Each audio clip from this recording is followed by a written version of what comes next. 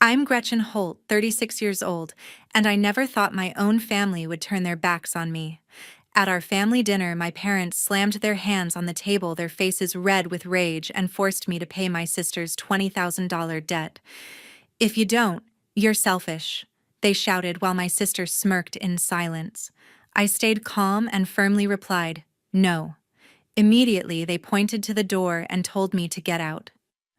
My heart pounded, but I didn't argue. I quietly walked away, my hands trembling on the steering wheel. The next day, I quietly cut off every tie. And then, a month later, my phone lit up with dozens of missed calls from the people I once called family. If you were in my shoes, would you choose to forgive or to cut ties? Share your thoughts in the comments below. That night, I drove to my parents' house in Savannah expecting a warm family dinner. I'd been looking forward to it all week, a rare chance to catch up. As I walked through the door, the smell of roasted chicken hit me, but the mood was anything but cozy. My sister Rhonda Neal sat at the table, her arms crossed her eyes, avoiding mine. Her best friend Tamara Boyd leaned forward, whispering something to her. My dad, Walter Holt, and my mom, Carol Holt, were already seated, their faces tense. I forced a smile, hoping to break the ice, but the air felt heavy like a storm was brewing. "Gretchen, sit down," Dad said, his voice sharp. I slid into a chair, my stomach twisting. Mom passed the mashed potatoes, but her usual chatter was gone. Rhonda cleared her throat, her fingers tapping the table. "We need to talk about my event," she said, her tone clipped. "It flopped, and I'm in debt. $20,000. I froze my fork halfway to my mouth. "That's a lot, Rhonda," I said carefully. "What happened?" "It doesn't matter what happened." Tamara snapped, her eyes narrowing. "You're her sister. You should help her out." Her words stung like she'd been waiting to pounce. I glanced at Rhonda, expecting her to explain, but she just nodded, her jaw tight. "I've been paying your rent and bills for years," I said, keeping my voice steady. "I've got my own business to run, Rhonda. A flower shop doesn't make millions." Tamara scoffed, tossing her hair. "You don't care about your sister, do you? You're just sitting there acting like her life isn't falling apart." Her accusation hit like a slap. My chest tightened, but I kept my eyes on Rhonda. "Is that true?" I asked her. "You think I don't care?" Rhonda hesitated, then leaned forward. "You've got the money, Gretchen. You could cover it. It's just 20,000. You've helped before." Her words were soft, but they carried a weight like she expected me to cave. I shook my head, my hands gripping the edge of the table. "I've paid enough. I've been covering Mom and Dad's rent, their utilities. Your car payments, 5 years, Rhonda. I can't keep doing this." Mom's fork clattered against her plate. "Gretchen, don't be selfish," she snapped, her voice rising. "Your sister needs you. Family sticks together." "Selfish?" I repeated, my voice trembling. "I've given everything. When have any of you thanked me?" Dad slammed his hand on the table, making the glasses shake. "Enough," he barked. "You're embarrassing us in front of Tamara. If you can't help Rhonda, you don't belong here." My breath caught. I looked at Mom, hoping she'd say something, anything to soften his words. But she just stared at her plate, her lips pressed tight. Rhonda folded her arms, her face blank like she'd already won. Tamara smirked, her eyes glinting with satisfaction. "Get out," Dad said, pointing to the door. "If you're not going to be a family, then leave." My heart pounded, a mix of shock and pain ripping through me. I stood my chair, scraping the floor. "You're choosing her debt over me?" I asked, my voice barely above a whisper. No one answered. Mom looked away. Dad's face was stone, and Rhonda just stared at the table. Tamara's smirk widened like she was enjoying the show. I grabbed my purse, my hands shaking, and walked to the door. "Fine," I said, my voice cracking. "I'm done." The door slammed behind me, the sound echoing in my ears as I stumbled to my car. My chest burned with betrayal, their words replaying in my mind: selfish, don't belong, get out. I'd spent years keeping them afloat, pouring my earnings from the flower shop into their lives, and this was how they repaid me. As I drove away, my knuckles white on the steering wheel, something shifted inside me. I wasn't just hurt, I was angry. They thought they could guilt me into paying forever, but they'd crossed a line. The next morning, I sat alone in my flower shop, the quiet hum of the cooler keeping my roses fresh. My laptop glowed on the counter, open to my bank account. I clicked through the transactions, my eyes scanning years of payments I'd made for my family.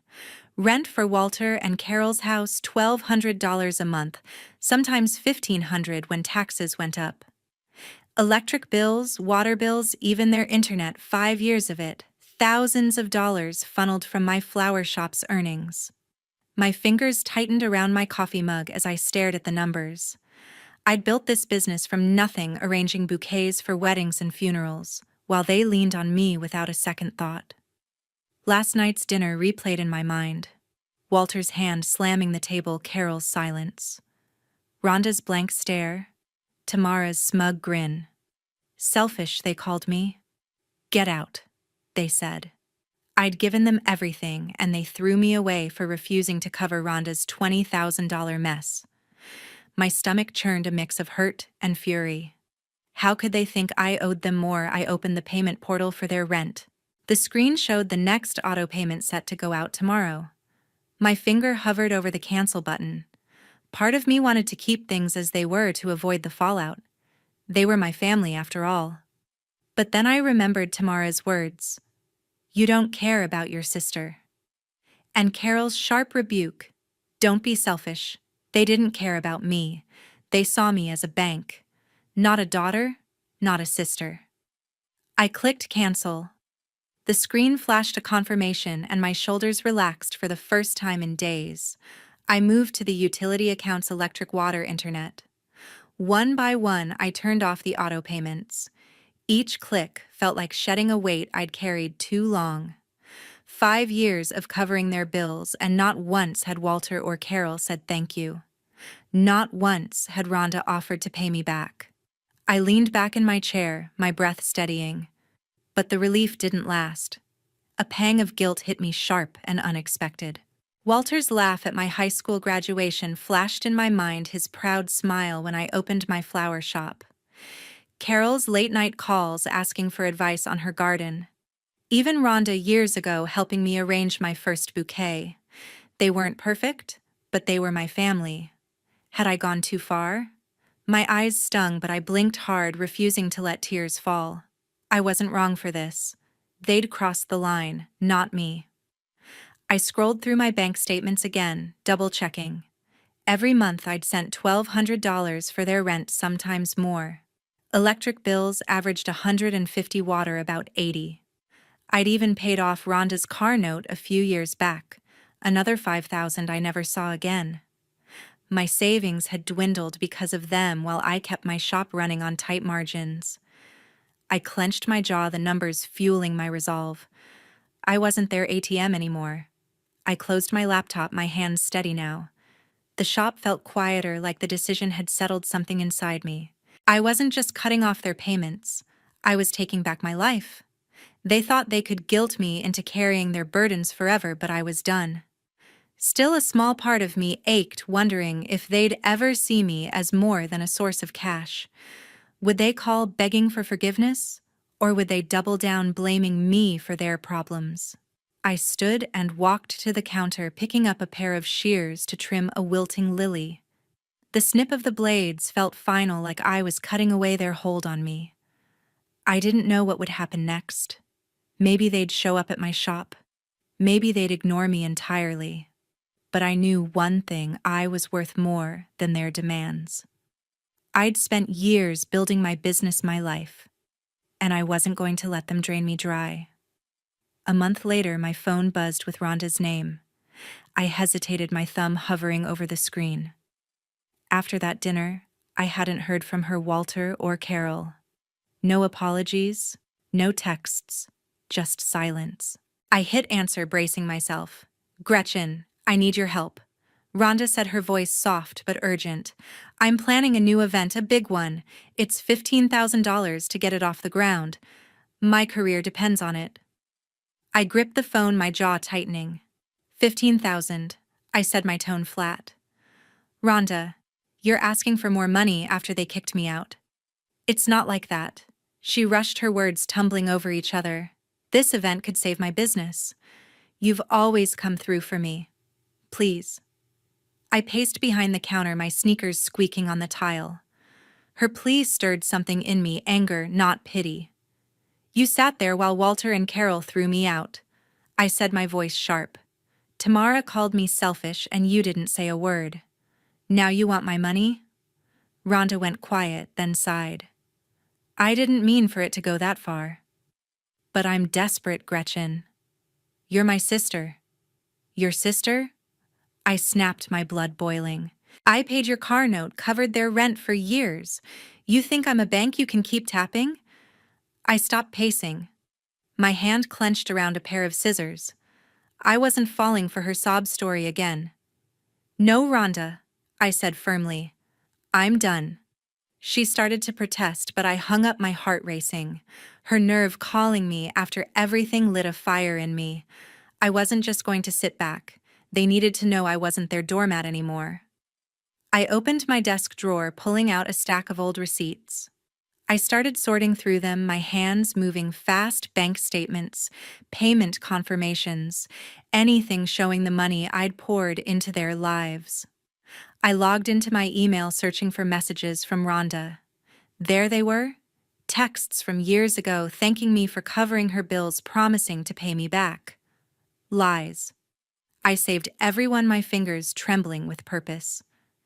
Then I checked my bank app, downloading records of transfers to Walter and Carol, over $60,000 in 5 years. Each transaction felt like a betrayal, a reminder of how they'd used me. That evening, I sat on my couch, the receipts and screenshots spread across my coffee table.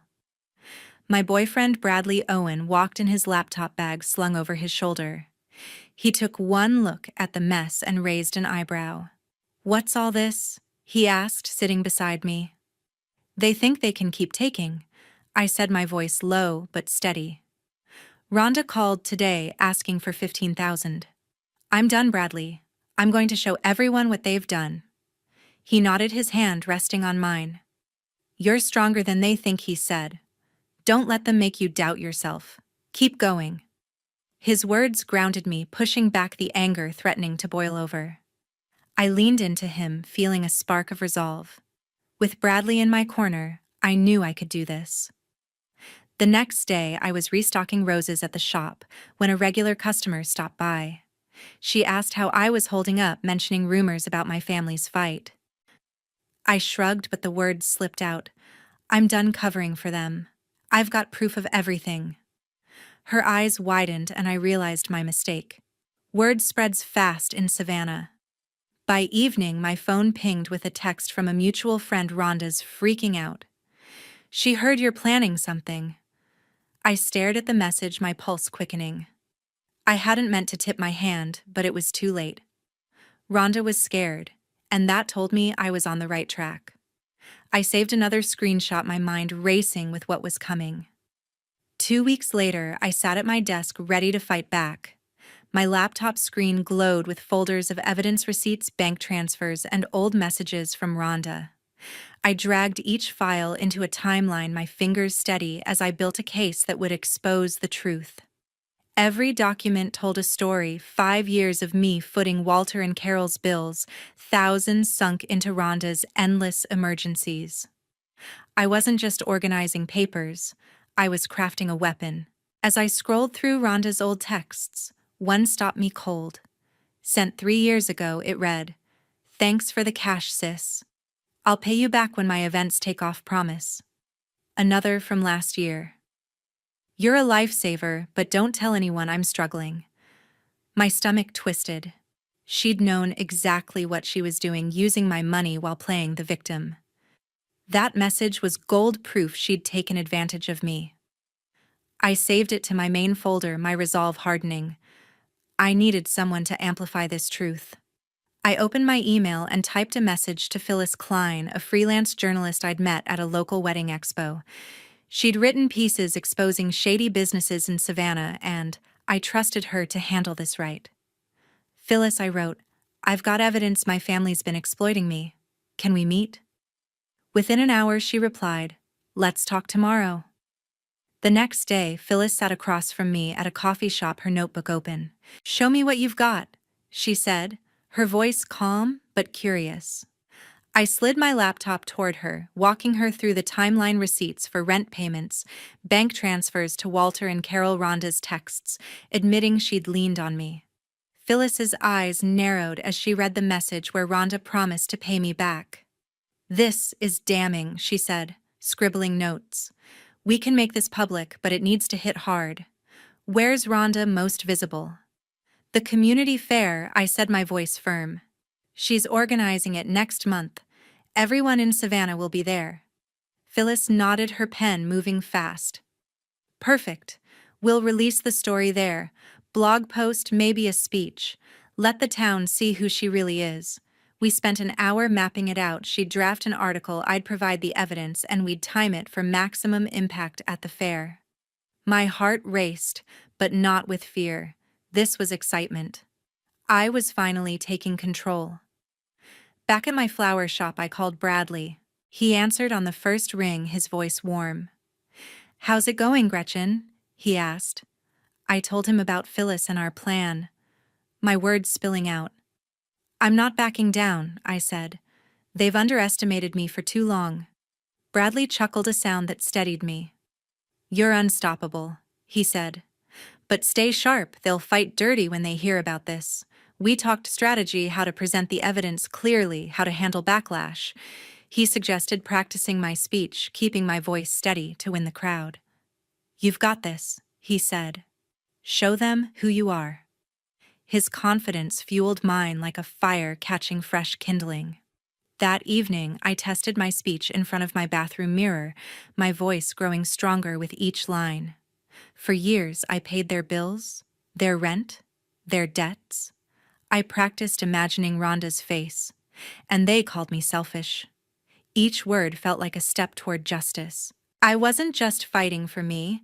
I was fighting for every dollar I'd lost, every sleepless night I'd spent worrying about their problems. I closed my laptop, my mind buzzing with purpose. The fair was weeks away, but I was ready. With Phyllis's pen and Bradley's support, I wasn't just exposing Rhonda, I was rewriting my story. A week later, my phone lit up with notifications. Tamara's post in a Savannah community group cut straight to my heart. Gretchen Holt is a selfish sister who'd rather tear her family apart than help. She's jealous of Rhonda's success and refused to support her. My eyes stung as I saw Rhonda's name under the post. She'd liked it, endorsing the lie.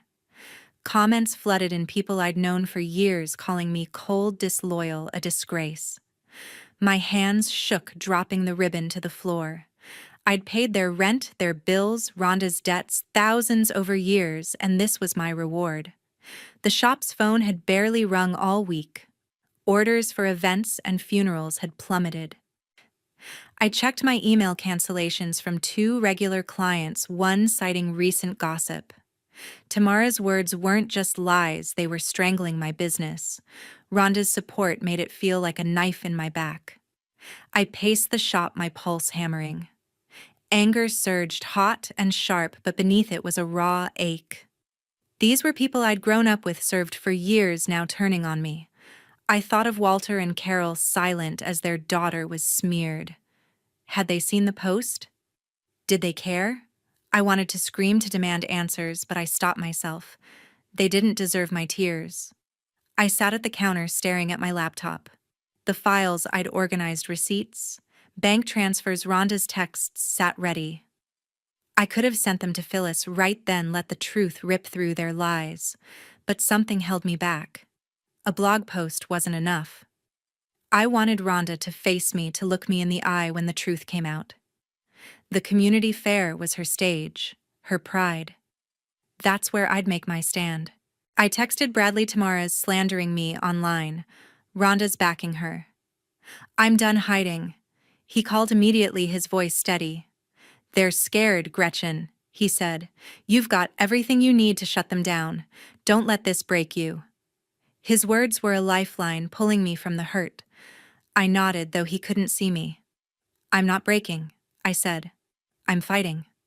I called Phyllis next, my voice firm despite the knot in my chest. "Tamara's spreading lies online," I told her. "I'm saving the truth for the fair." She paused, then said, "That's bold. I'll be there with my camera. Make it count." Her confidence fueled mine like a spark catching dry wood. I wasn't just angry, I was ready. By evening, another text came from a friend. "Tamara's post is everywhere. Rhonda's telling people you abandoned her." My jaw clenched, but the news only sharpened my focus. Their lies were piling up, but I had the truth, every receipt, every message. I imagined Rhonda at her fair, smiling for the crowd, oblivious to what was coming. Let her enjoy her moment. I'd make sure it didn't last. I closed the shop early, my resolve ironclad. The day of Rhonda's community fair arrived. I stood at the edge of Savannah's fairgrounds, the air buzzing with laughter and music. Booths stretched along the street, vendors selling crafts and food under Rhonda's banners. My heart pounded, but my hands were steady, clutching a folder of evidence, receipts, bank transfers, Rhonda's texts. Bradley stood beside me, his presence grounding. "You're ready," he said, squeezing my arm. Phyllis was nearby, her camera poised to record. This was it, my chance to set the record straight. Rhonda took the stage for her opening speech, all charm and smiles, shaking hands with locals. Tamara lingered at the edge, her eyes darting nervously. I waited, my breath calm, until Rhonda opened the floor for questions. I stepped forward, raising my hand. The crowd hushed, heads turning. Rhonda's face drained of color, her smile freezing. "I have something to say," I announced, my voice cutting through the air. I climbed onto the stage, ignoring Tamara's scowl. "For years, I paid my family's rent, $1,200 a month, sometimes more. I covered their bills, my sister's debts, $60,000 total. And what did I get? Lies. They called me selfish, spread rumors to ruin me." I held up the folder, pulling out a receipt. "This is proof, 5 years of payments to Walter and Carol." I showed a text from Rhonda: "Thanks for the cash SS. Don't tell anyone I'm struggling." The crowd gasped, whispers rippling. Rhonda's mouth opened, but no words came. I turned to her, my gaze unflinching. "Why did you lie, Rhonda? Why say I abandoned you when I carried you for years?" Tamara stepped forward, her voice sharp. "You're twisting the truth, Gretchen." But I held up another receipt, silencing her. "This isn't twisted.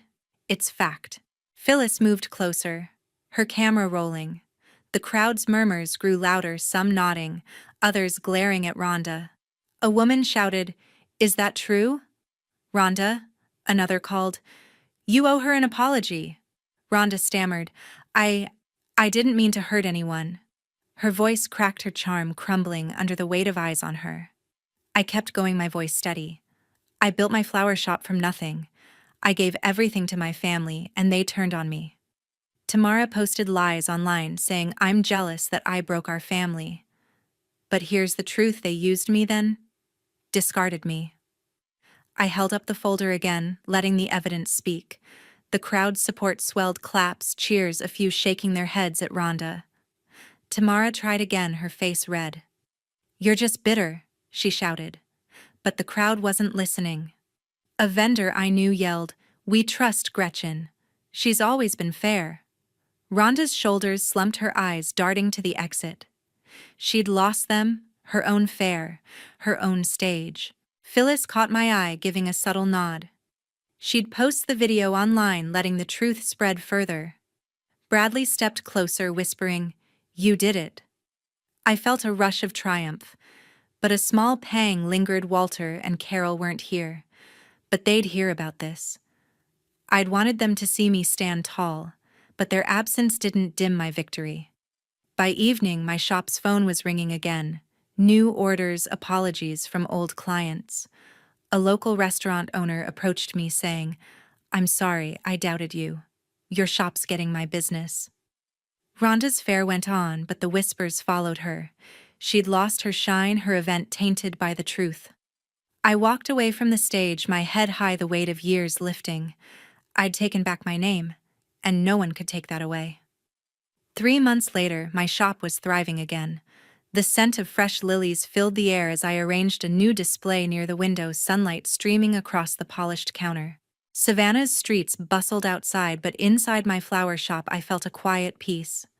The chaos of the past year, Rhonda's lies, Tamara's slander, Walter and Carol's betrayal had settled into a distant hum. I'd faced them all at the fair, and now the consequences were unfolding. Word spread fast after that day. Rhonda's event planning business crumbled under the weight of her exposed lies. Clients canceled contracts, vendors distanced themselves, and her name became a cautionary tale in Savannah's tight-knit community. I heard from a local caterer that Rhonda had lost a major wedding gig, her reputation too tarnished to recover. The debts she'd dodged, bills I'd once paid, caught up with her. Walter and Carol, too, faced the fallout. Without my support, their unpaid rent and utilities piled up, forcing them to leave town. A neighbor mentioned seeing their house listed for sale, their belongings packed into a moving truck. They were gone, and I didn't care to know where. I blocked their numbers. Rhonda, Walter, Carol, Tamara. No calls, no texts, no apologies.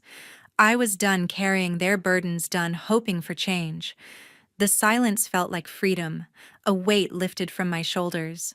I'd spent years tying myself to people who didn't value me, but no more. My life was mine now, and I was building it on my terms. The shop became my sanctuary. I hired Kevin Walsh, my employee at the flower shop, to help manage the growing orders. Kevin was young, barely 28, with a quick smile and a knack for arranging bouquets. "You're killing it, Gretchen," he said one afternoon, tying a ribbon around a wedding order. I laughed, handing him a pair of shears. "Couldn't do it without you, Kevin." His support, small but steady, reminded me I wasn't alone. Bradley was my rock. We spent evenings planning the shop's expansion, a new section for custom arrangements, a small cafe corner for walk-in clients. One night, as we sat on my porch, the Savannah sunset painting the sky orange, he took my hand. "I'm proud of you," he said, his voice warm. "You didn't just survive, you built something better." I smiled, leaning into him. "Couldn't have done it without you, Bradley." His presence made every step feel lighter, every victory sweeter. The shop's success was proof of my strength. Orders poured in, weddings, birthdays, even a contract for the city's spring festival. Customers stopped by with kind words, some apologizing for doubting me during the rumors. A local baker who'd once sided with Tamara's lies brought me a box of cupcakes as a peace offering. "We were wrong about you," she said. I nodded, accepting the gesture but keeping my guard up. I'd learned who to trust. One morning, as I sorted invoices, Kevin burst in, holding his phone. "You've got to see this," he said, showing me a local blog post. Phyllis had written a follow-up piece, not about the fair, but about my shop's rise. "Gretchen Holt's flower shop is a testament to resilience," it read. "She's proof you can rebuild when others try to tear you down." I smiled, a quiet pride swelling in my chest. Phyllis hadn't just been a journalist, she'd become a friend, someone who saw my worth. I thought about my family sometimes, but not with anger. The hurt had faded, replaced by clarity. Rhonda, Walter, Carol, they'd chosen their path and I'd chosen mine. I didn't need their approval to know my value. My real family was here: Bradley, who believed in me, Kevin, who worked by my side, even Phyllis, who'd helped me tell my story. They were the ones who mattered, the ones who lifted me up instead of pulling me down. As I locked the shop one evening, the neon sign glowing softly, I paused to take it in. This was my life now, a business I'd grown, a home I'd built, people who respected me. I'd spent too long sacrificing for those who didn't care, pouring my heart into empty promises. Never again. The lesson was hard-won but clear. Don't give yourself away to people who don't see your worth. I walked home under the stars, my steps light, my heart full. I was Gretchen Holt, and I was enough.